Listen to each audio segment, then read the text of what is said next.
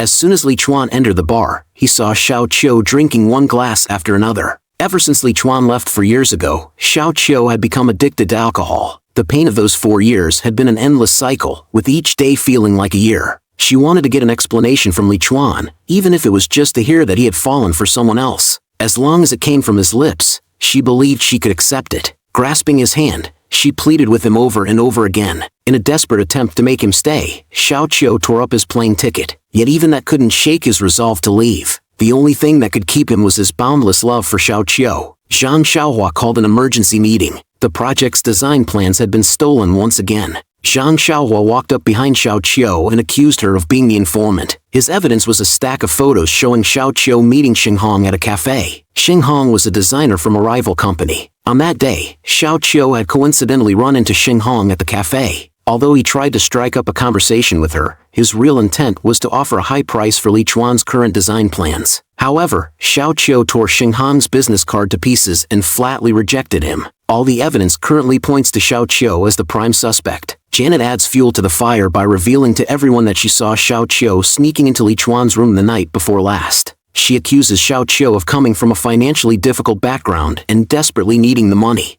Xiao Qiu defends herself, pledging on her honor that she is not the one who leaked the information. At this moment, Li Chuan speaks up, explaining that it was he who had invited Xiao Qiu to his room to work overnight on translating materials. He expresses his belief that Xiao Qiu could not be the informant. Janet is furious and warns Xiao Qiu to stay away from all the company's designers. Xiao Qiu is suspended pending investigation. Some people start whispering behind Xiao Qiu's back, avoiding her as if she were contagious. However, Li Chuan openly sits across from Xiao Qiu, ignoring Janet, who had already stood up to offer her seat. This gesture gives Xiao Qiu an immense sense of trust and reassurance. Jobless and despondent, Xiao Qiu locked herself in her room, ignoring Yi Jingwen's calls. Worried, Yi Jingwen rushed to Li Chuan, panicked, and told him she hadn't seen Xiao Qiu for 3 days.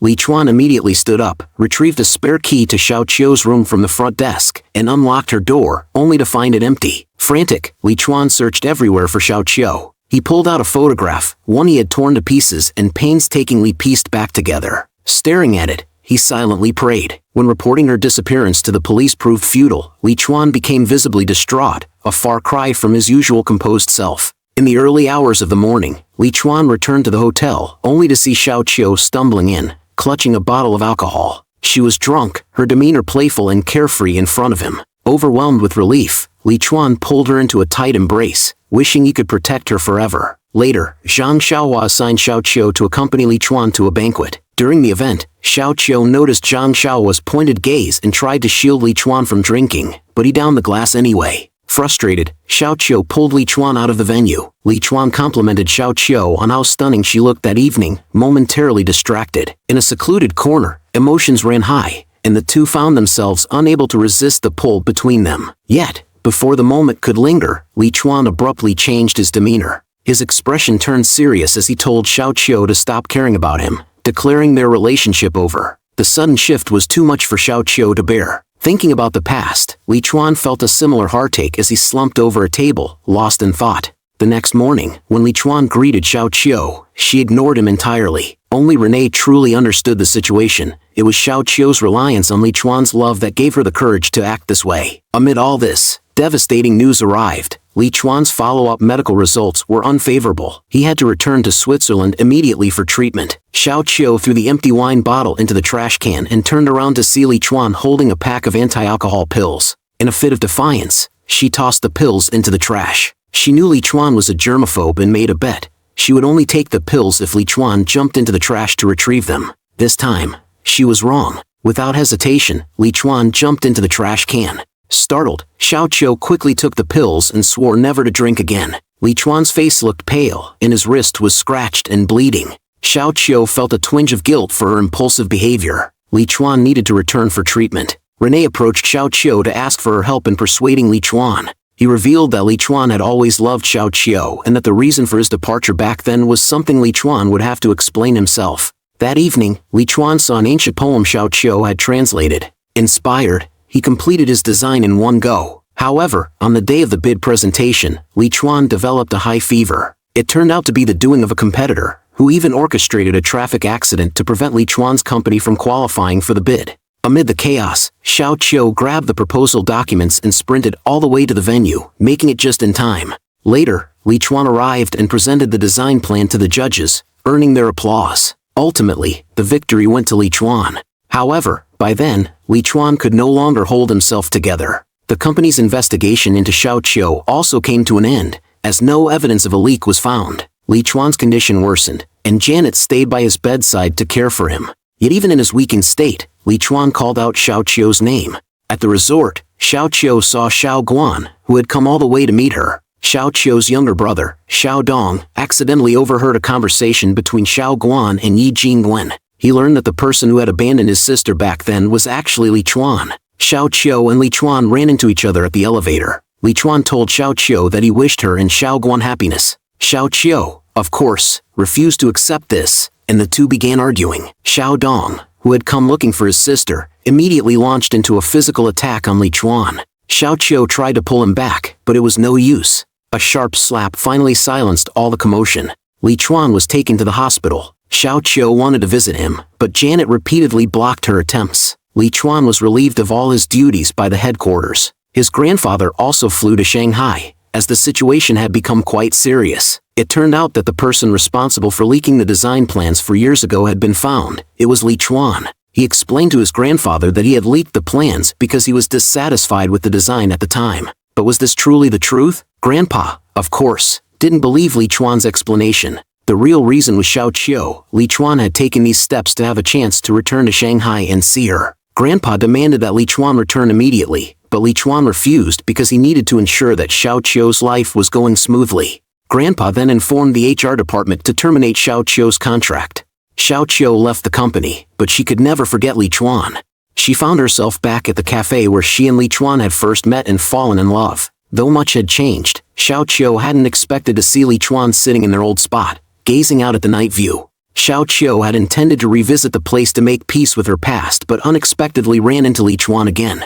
When Li Chuan noticed Xiao Guan behind her, he stood up and excused himself. Xiao Qiu realized that Li Chuan was trying to give her and Xiao Guan his blessing. Later, Xiao Qiu received an invitation from Lisa. Lisa was an investor who had collaborated with Li Chuan's company for many years. At the entrance, Xiao Qiu ran into Xiao Guan. Ji Chuan and Li Chuan were also present. Lisa graciously introduced her son, revealing it was none other than Xiao Guan. This casual remark left the two brothers utterly stunned. Lisa then handed down her family's heirloom jade bracelet to Xiao Qiu, treating her as if she were already her daughter-in-law. Furthermore, Lisa transferred all her shares in the group to Xiao Guan. Xiao Guan took the stage and harshly criticized Lisa for abandoning her family years ago, refusing to acknowledge their mother-son relationship. Lisa collapsed to the ground. Xiao Guan grabbed Xiao Qiu's hand and left the venue. The next day, Xiao Qiu visited Lisa. Lisa expressed her hope that Xiao Qiu would marry Xiao Guan rather than the frail and sick Li Chuan. Xiao Qiu returned the bracelet, stating that her love could not be measured by wealth. Reunite and Ji Chuan came up with a plan.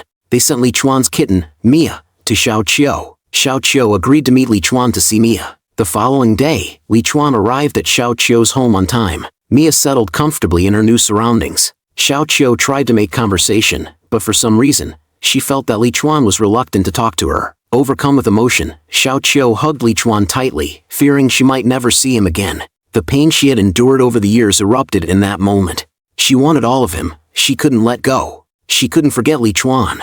Li Chuan tried to persuade Xiao Qiu to move on and start a new life without him. But when Xiao Qiu touched the ring on Li Chuan's chest, no further explanation was needed. The two kissed passionately, a testament to their love. Yet harsh reality loomed. Li Chuan chose to withdraw from Xiao Qiu's life and her love. As he opened the door to leave, he was met by Xiao Guan holding a bouquet of flowers. Xiao Guan had come to confront Li Chuan and demand an explanation on Xiao Qiu's behalf. If Li Chuan didn't love Xiao Qiu, Xiao Guan would step in to protect and care for her for the rest of his life. Li Chuan assured Xiao Guan that he would step aside, a resolution Xiao Guan had hoped for all along. True love often comes with contradictions and unspoken feelings. Li Chuan saw Xiao Qiu standing in the rain, drenched to the bone. He pleaded to take her home, but Xiao Qiu, overcome with a sudden surge of anger, forcefully pushed his umbrella away. Li Chuan was shoved heavily to the ground. The pain in his chest rendered him unable to get up, but Xiao Qiu had already walked away, unaware that Li Chuan lay motionless on the ground. Xiao Qiu took a few days off from work. When she returned, Li Chuan was nowhere to be found at the office.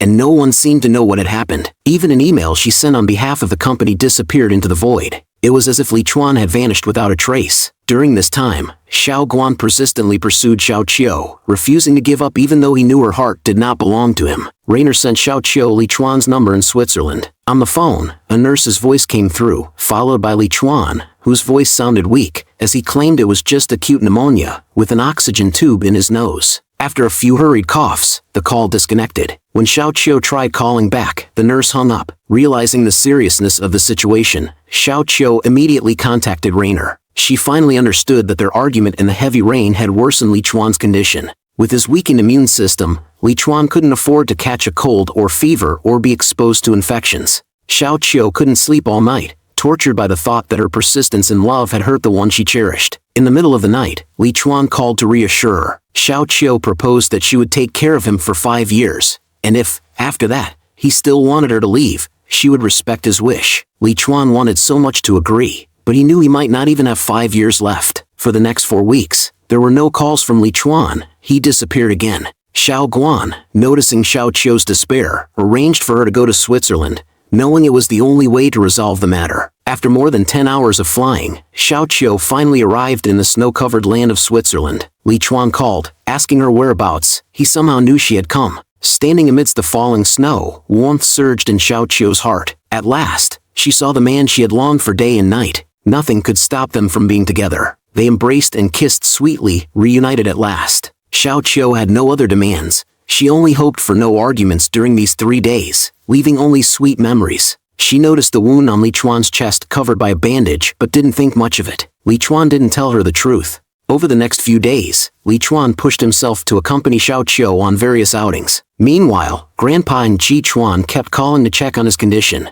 To avoid the interruptions, Li Chuan simply turned off his phone. While Xiao Qiu was with Li Chuan resting, Janet accompanied Grandpa and came over. When Grandpa saw Xiao Qiu looking disheveled, he finally understood why Li Chuan had sneaked out of the hospital. Xiao Qiu hadn't realized how severe Li Chuan's illness was. Grandpa scolded Xiao Qiu loudly, blaming her ignorance and willfulness for worsening Li Chuan's condition. Grandpa demanded that Xiao Qiu take a flight back to Shanghai that very night. Under Grandpa's pressure, Xiao Qiu reluctantly began packing her belongings ahead of schedule. At this moment, Li Chuan called out to Xiao Qiu, who was about to leave. Grandpa was furious, feeling utterly disappointed. Li Chuan was willing to risk his life for a girl. Ignoring Grandpa's objections, Li Chuan grabbed Xiao Qiu's hand and left the house with her. No matter what, Li Chuan wished for this hard-won time together to last a little longer. After all, time waits for no one, and sweet moments are fleeting. Xiao Qiu chose to leave quietly at dawn. Grandpa pleaded with Xiao Qiu never to contact Li Chuan again.